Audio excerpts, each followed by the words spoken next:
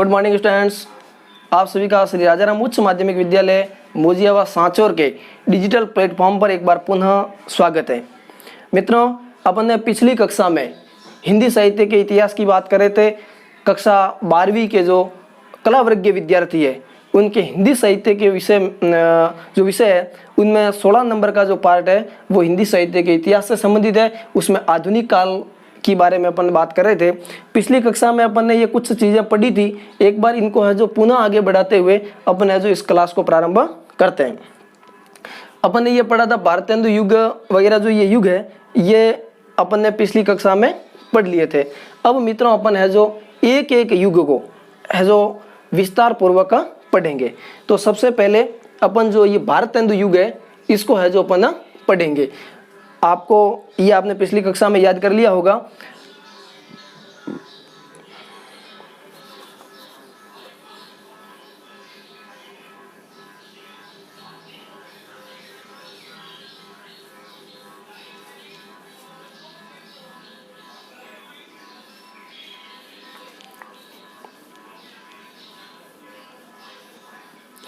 तो मित्रों अपन ये आधुनिक काल में पहला काल पढ़ रहे हैं भारतेंदु युग। ये है जो भारतेंदु हरिश्चंद्र।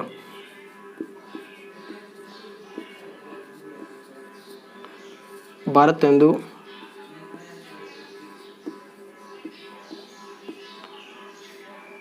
हरिश्चंद्र को है जो आधार बना करके उनके नाम पर है जो इस युग का नाम भारतेंदु युग रखा गया है। अब अपन ये देखेंगे कि भारतेंदु का समय क्या है, इस युग की प्रमुख प्रवृत्तियाँ क्या थी, इस युग के प्रमुख कवि कौन कौन थे। इन तमाम बातों की अपन इस कक्षा में अध्ययन करेंगे। तो सबसे पहले भारतेंदु का जो समय है वो 1850 से लेकर के 1885 ईस्वी तक है। मित्रों, इन्होंने अपने जीवन के अल्पकाल में ही हिंदी साहित्य में इतना योगदान दिया कि इनके योगदान को चिर स्मरण रखने के लिए इस एक युग का नामकरण ही इनके नाम के आधार पर भारतेंदु युग कर दिया गया। तो इस भारतेंदु युग की प्रमुख प्रवृत्तियां क्या है उनको है जो अपन देखेंगे।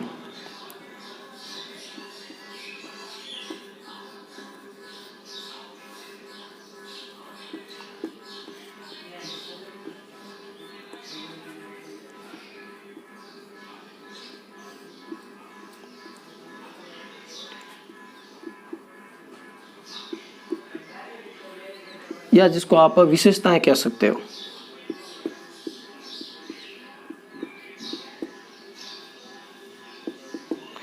मित्रों, अपन ने ये चीज है जो पढ़ी है कि प्रत्येक काल की अपनी कुछ विशेषताएं होती है। तो उसी आधार पर अपन देखेंगे कि जो आपका भारतेंदु युग है उनकी प्रमुख काव्य प्रवृत्तियां क्या क्या है, या उस समय में जो काव्य लिखा गया उनकी प्रमुख विशेषताएं क्या है। मित्रों, ये वेरी इम्पोर्टेंट है। यहाँ से प्रश्न कई बार आता है कि भारतेंदु युगीन प्रमुख प्रवृत्तियों के बारे में लिखिए या भारतेंदु युगीन काव्य की प्रमुख विशेषताएं बताइए। सीधा डायरेक्ट प्रश्न आता है। तो मित्रों, अपने जो इनकी विशेषताओं को एक एक करके देखते हैं। सबसे जो पहली विशेषता है वो है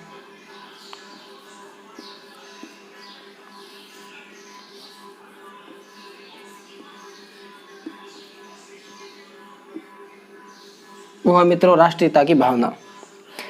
भारतेंदु युग से पहले अपन ने ये चीज पढ़ी है कि जो रीति काल था उस रीति काल के जो कवि थे उनका विषय जो है वो केवल राजा महाराजाओं के यशोगान करना और उनके साथ साथ में वो केवल नायिका का वर्णन करते थे।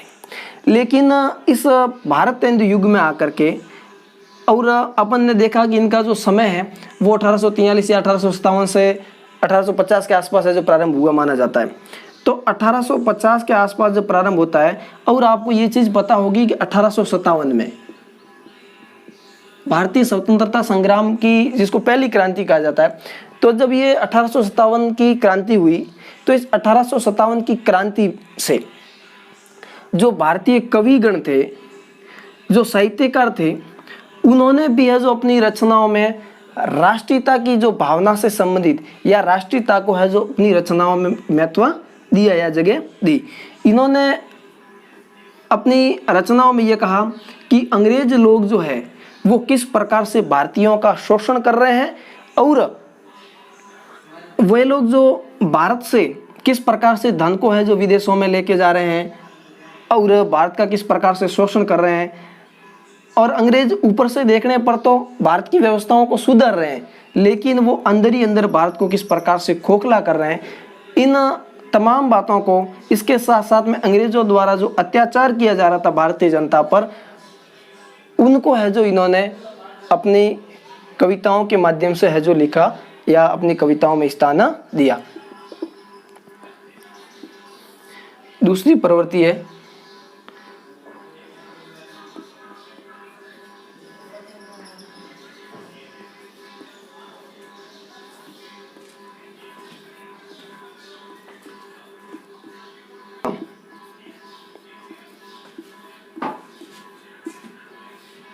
मित्रों, इस युग में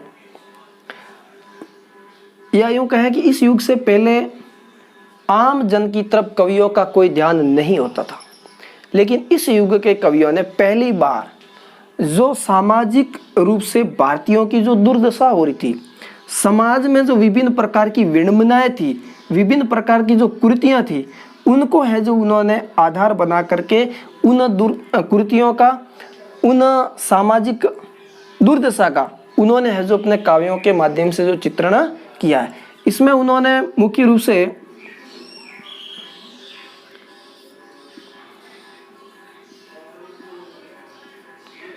बाल विवाह,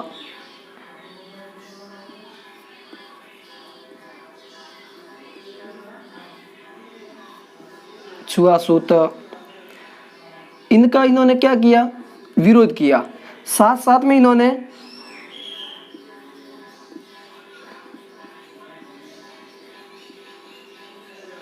विधवा विवाह का इन्होंने है जो समर्थन किया। इस प्रकार से और भी जो समस्याएं थी, जो कुरीतियां थी, उन कुरीतियों का इन्होंने है जो खंडन किया अपनी कविताओं के माध्यम से और सामाजिक सुधार की तरफ इन्होंने जो अपना ध्यान दिया। और यूं कहें कि जो आर्य समाज है या जो राजा राम मोहन राय है, स्वामी दयानंद सरस्वती है, इन धार्मिक सुधारकों का प्रभाव जो है वो इन साहित्यकारों पर भी पड़ा और इन्होंने जो भारतीय समाज की दुर्दशा हो रही थी, भारतीय समाज में जो कुरीतियां व्याप्त थी, उन कुरीतियों का है जो इन्होंने खंडन किया है।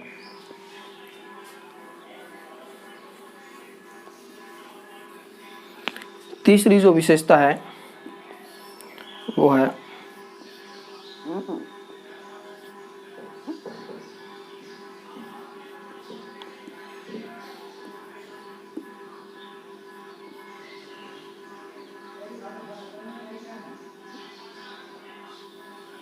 श्रृंगारिकता। मित्रों, अपन ये देखें तो जो रीति काल है वो तो श्रृंगारिकता से भरा पड़ा है, लेकिन इस समय में रीति काल की जो ये प्रमुख प्रवृत्ति थी श्रृंगारिकता, वो प्रचलन में तो रहती है, लेकिन कैसे, मर्यादित श्रृंगारिकता का प्रयोग यहाँ पर इन कवियों ने किया है।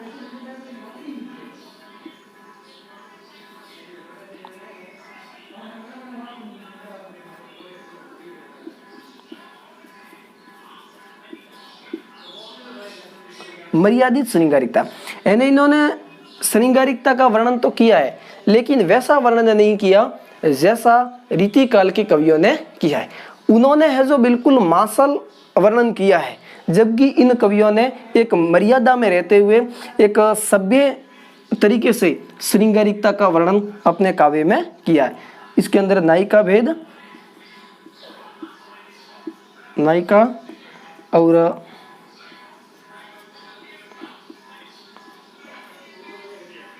नक्शिक वर्णन आता है, यानी जो नायिका से संबंधित और नक्शिक जो वर्णन है उसको है जो मित्रों श्रृंगारिकता माना जाता है। इस समय में किस प्रकार की श्रृंगारिकता का वर्णन हुआ है, तो मर्यादित श्रृंगारिकता का वर्णन इस समय के कवियों ने अपने काव्य में किया है। चौथा है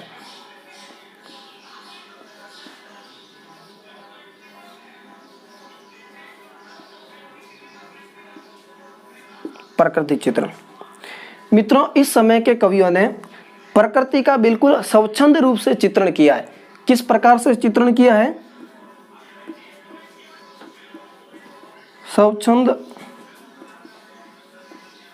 रूप में है जो इन्होंने प्रकृति का चित्रण किया है। इन्हें प्रकृति को न तो इन्होंने आलम्बन माना, न ही इन्होंने उद्दीपन माना।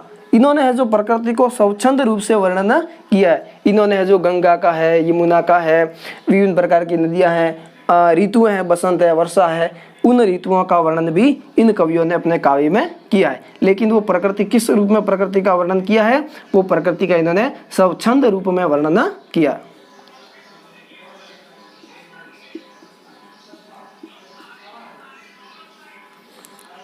बात करते हैं मित्रों अगली।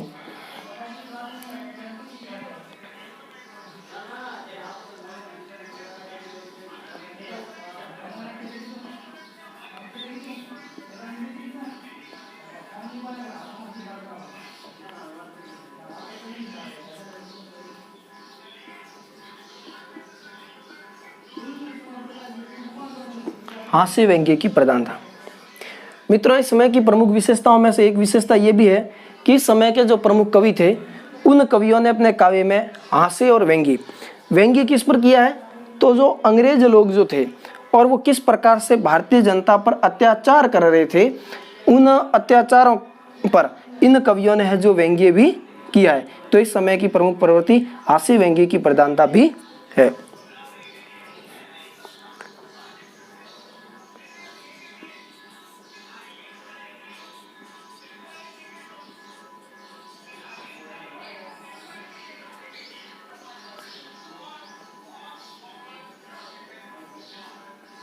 समस्या पूर्ति। ये मित्रों समस्या पूर्ति क्या होती है कि उस समय के कवियों की या काव्य की एक प्रमुख विशेषता थी कि कवि की प्रतिभा को परखने के लिए उसको है जो कोई पंक्ति दी जाती थी और उस पंक्ति पे उस कवि को है जो पूरी कविता की रचना करनी होती थी। और इसकी विशेषता ये होती थी कि ये जो पंक्ति है, जो समस्या पूर्ति के रूप में पंक्ति उनके सम्मुख रखी जाती थी, वो पंक्ति कविता के अंत में आनी चाहिए। ये बाद में जो अपन लिखेंगे, जैसे एक पंक्ति है प्रताप नारायण मिश्र की कि पपिया जब उसे ही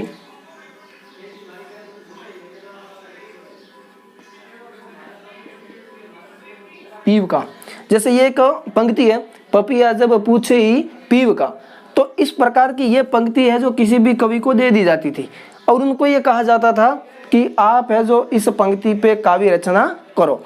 तो उस कवि को इस पंक्ति पे कविता लिखनी होती थी और वो पूरी कविता के अंत में इस पंक्ति का प्रयोग करना होता था। तो इसको है जो एक प्रकार से कहें तो यह है जो कवि के प्रतिभा की कसौटी माना जाता था।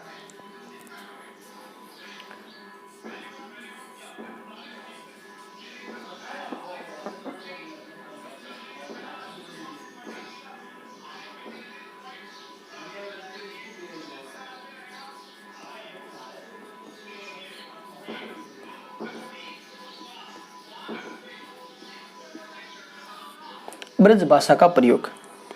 मित्रों, इस समय में हालांकि गद्य में तो है जो खड़ी बोली हिंदी का प्रयोग प्रारंभ हो गया था, लेकिन काव्य में भारतेंदु युग में कौन सी भाषा का प्रयोग होता था? मुख्य रूप से जो ब्रज भाषा का प्रयोग होता था। हालांकि कुछ रचना ऐसी भी है जिनमें है जो खड़ी बोली का प्रयोग होता था, लेकिन मुख्य रूप से इस समय में आपके इस ब्रज भाषा का प्रयोग है जो काव्य में देखने को मिलता है।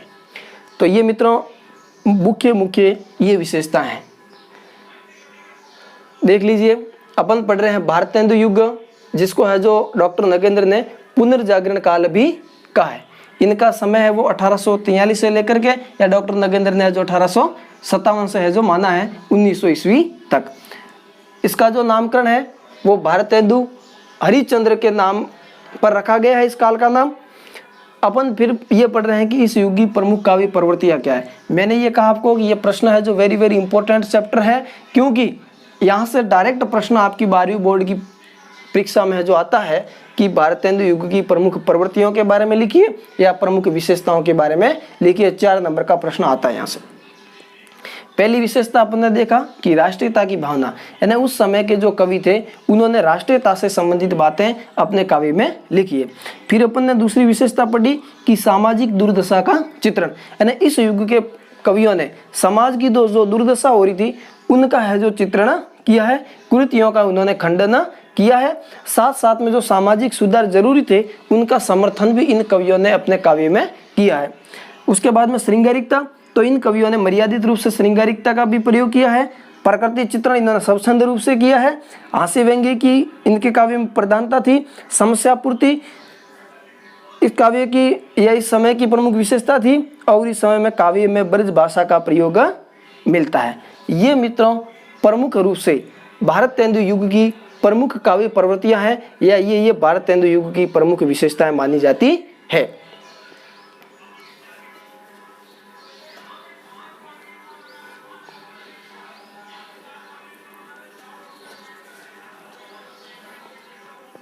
अब विशेषता पढ़ने के बाद में सबसे पहले अपन देखेंगे इस युग की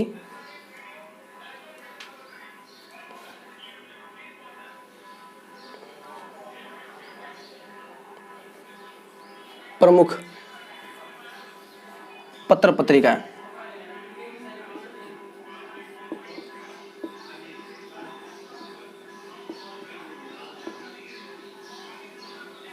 सबसे पहले अपन भारतेंदु हरिश्चंद्र की देख लेते हैं, यानी इस युग में कौन कौन सी पत्र पत्रिका है वो प्रचलित थी।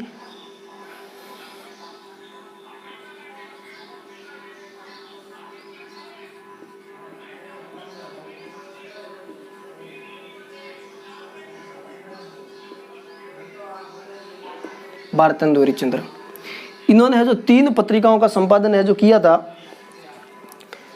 सबसे पहली इनकी पत्रिका है वो है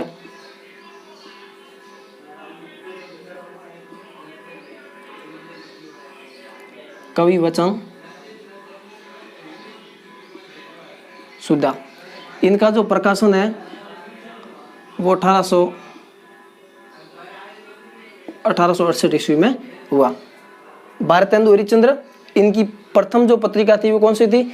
कवि वचन सुधा, और ये कब प्रकाशित हुई? 1868 में।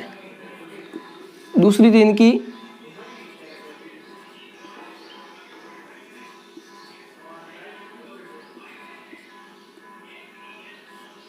हरिश्चंद्र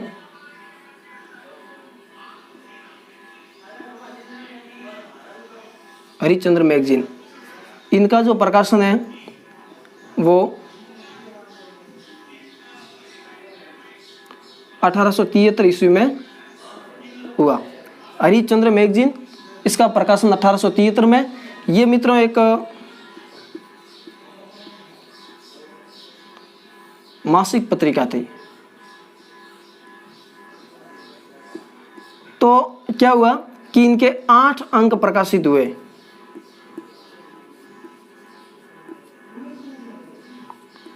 अंक का मतलब जानते हो ना, एक बार जो प्रकाशित होती है उसको जो 1 अंक कहते हैं। तो मासिक पत्रिका थी, इसके 8 अंक तो किस नाम से?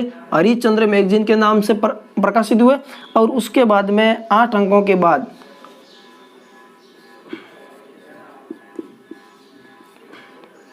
इसको है जो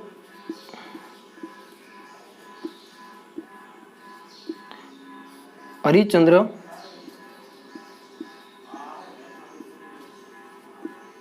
चंद्रिका इसका नामकरण कर दिया गया।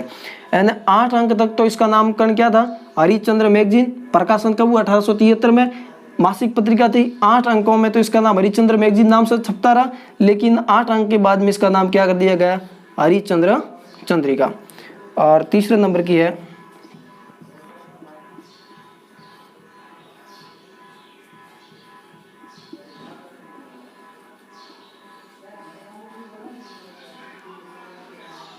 बाल बोधिनी। इसका जो प्रकाशन है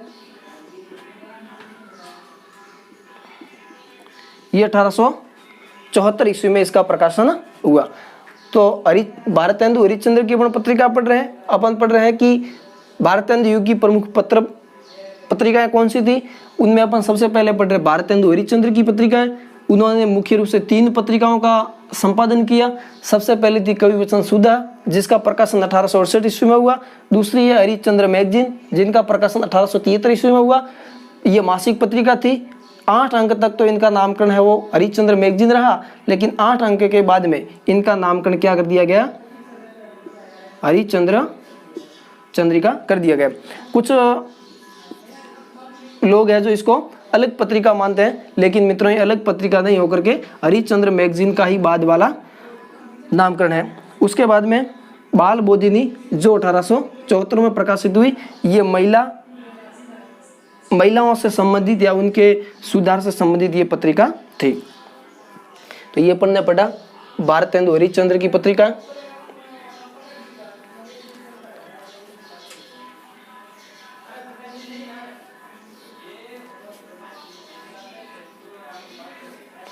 उसके बाद में दूसरे उस समय के प्रमुख कवि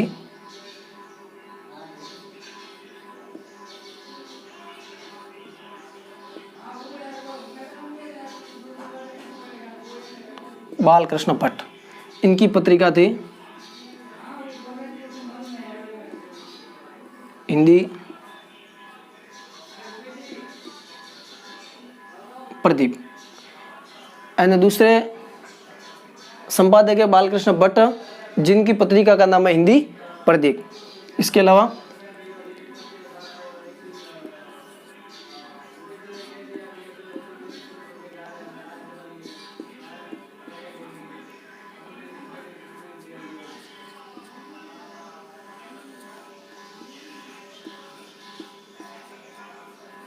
प्रताप नारायण मिश्र, इनकी पत्रिका है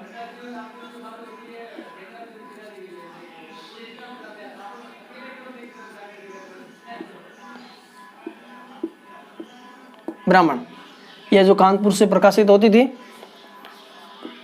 होते हैं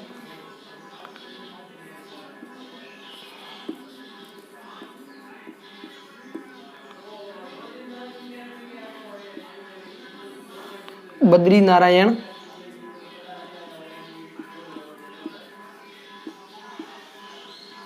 चौधरी, जिसको है जो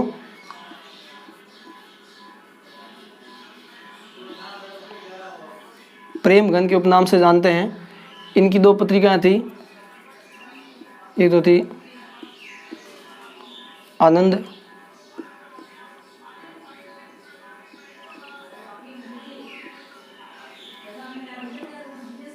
कादम्बिनी, और दूसरी है नागरी नीरद। ये 2 पत्रिकाएं बद्रीनारायण चौधरी प्रेमगन की है। 500 है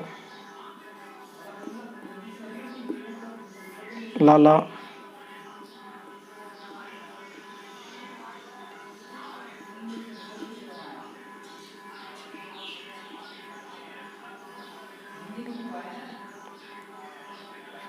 श्रीनिवास दास, इनकी पत्रिका है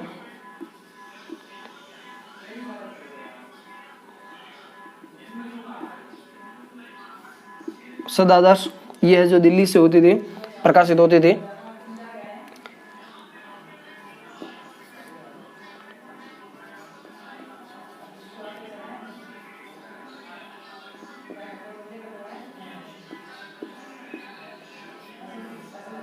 राधा चरण,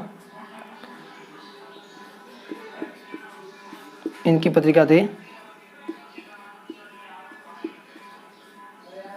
भारतेंदु। अपन मित्रों पढ़ रहे थे भारतेंदु युगीन प्रमुख पत्रिकाएं। उनमें अपन ने ये देखा, सबसे पहले अपन ने पढ़ी है भारतेंदु हरिश्चंद्र की पत्रिकाएं। भारतेंदु हरिश्चंद्र की पत्रिकाओं में 3 पत्रिका प्रमुख थी। उसके बाद में अपन ने पढ़ रहे पंडित बालकृष्ण भट्ट, उन्होंने जो हिंदी प्रदीप पत्रिका का संपादन किया। उसके बाद में प्रताप नारायण मिश्र, उन्होंने जो ब्राह्मण पत्रिका का संपादन किया। फिर बद्रीनारायण चौधरी प्रेमगन, इन्होंने आनंद कादम्बिनी और नागरी नीरद पत्रिकाओं का संपादन किया। उसके बाद में है लाला श्रीनिवास दास, जिन्होंने है जो सदादर्श पत्रिका का संपादन किया। और उसके बाद राधा चरण दास, इन्होंने है जो भारत तेंदु पत्रिका का संपादन किया। तो ये प्रमुख है जो पत्रिकाएं थी जिनका है जो प्रकाशन भारत तेंदु युग में होता था।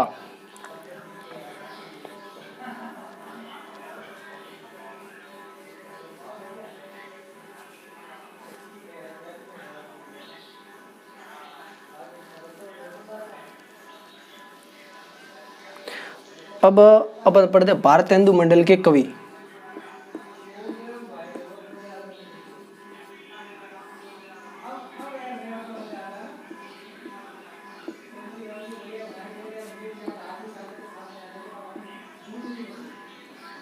भारत तेंदु मंडल के प्रमुख कवि, तो पहले तो है जो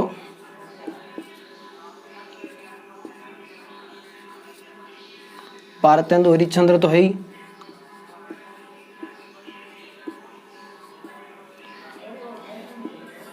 दूसरे हैं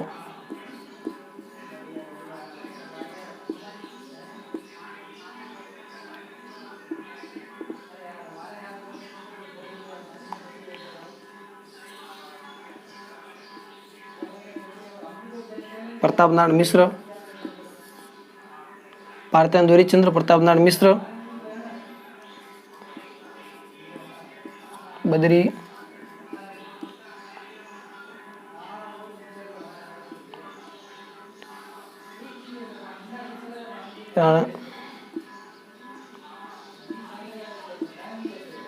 चौधरी, या जिसको आज आप प्रेमगन लिख सकते हो,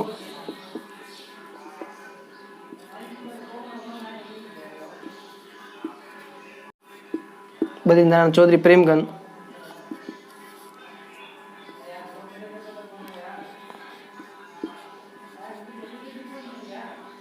जगमोहन सिंह और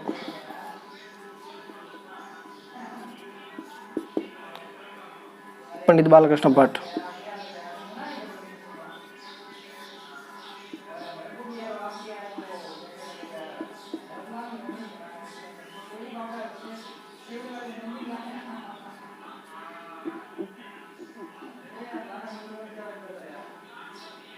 पंडित बालकृष्ण भट्ट ये भारत तेंदु मंडल के प्रमुख कवि है, ठीक है ना।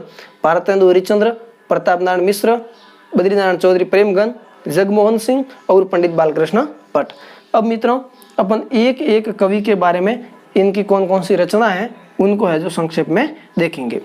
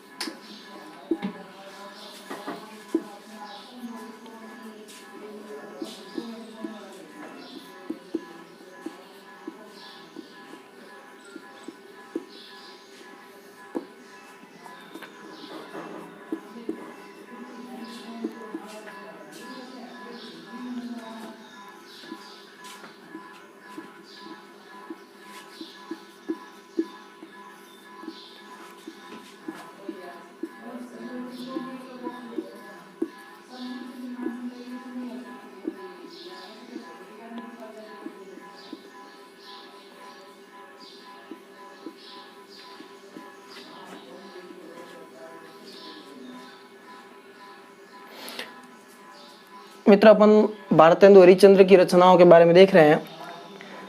यह जो उर्दू में रसा उपनाम से कविताएं लिखते थे, उर्दू में किस नाम से लिखते थे? रसा उपनाम से भी कविताएं लिखते थे।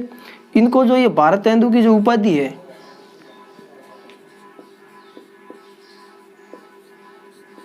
वो है जो 1880 ईस्वी में किसने दी? तत्कालीन साहित्यकारों ने।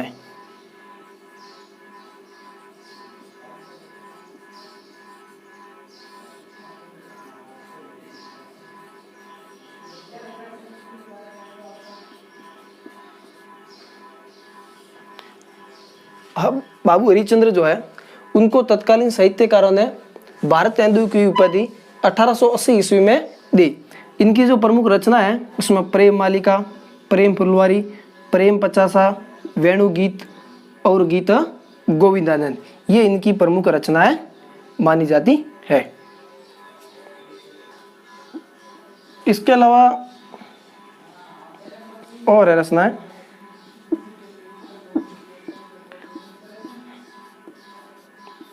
प्रेम, माधुरी, और एक और है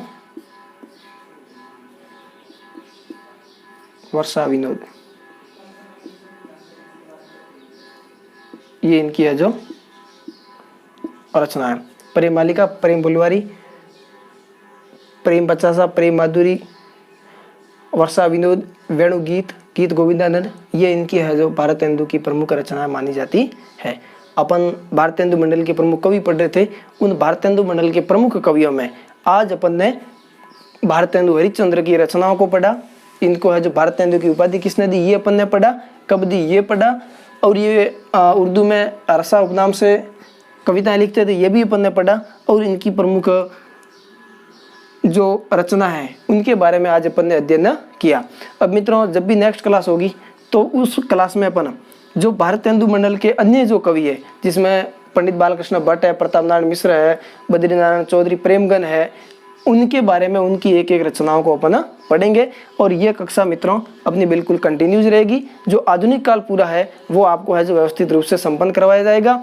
तो मेरा आपसे आग्रह रहेगा कि आप इनको पढ़ने के साथ साथ में नोटबुक पास में लेकर बैठें और उसमें ये सारी चीज़ें जो है उनको व्यवस्थित रूप से लिखें। ये मित्रों जिंदगी भर काम आने वाली चीज़ें हैं। हिंदी साहित्य के विद्यार्थी जो भी है उनके लिए ये चीज़ें जिंदगी भर, आपको कोई भी आप एग्ज़ाम देंगे BA MA और उसके अलावा competition second grade first grade, तो उसमें भी ये सारी चीज़ें आने वाली है। तो इसलिए इस चैप्टर को आप जो मित्रों व्यवस्थित रूप से तैयार करें।